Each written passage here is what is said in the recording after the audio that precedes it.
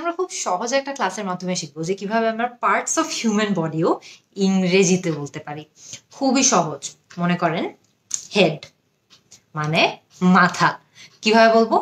Head. Lip মানে ঠোঁট।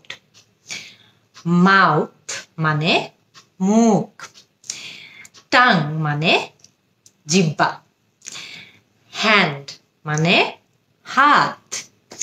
Foot, আমি আমার পা তো দেখাতে পারছি না, কিন্তু ফুট মানে হলো পা।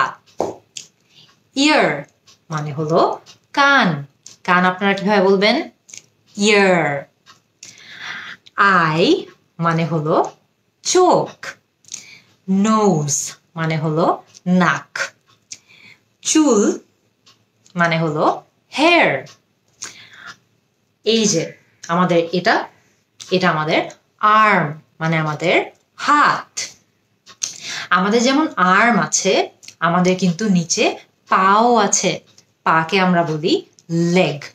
সো খেয়াল করে দেখবেন, অনেক ইজি একটা ক্লাসের মাধ্যমে আমরা কিন্তু আজকে শিখে ফেললাম যে আমরা কিভাবে আমাদের শরীরের বিভিন্ন অংশকেও ইংরেজিতে বর্ণনা দিতে পারি। আমরা হেয়ার বলতে পারি চুলকে, আই বলতে পারি চোখকে, নোজ বলতে পারি নাককে, মাউথ বলতে পারি মুখকে, লিপ বলতে পারি ঠোঁটকে, হ্যান্ডস বলতে পারি, আর্ম বলতে পারি।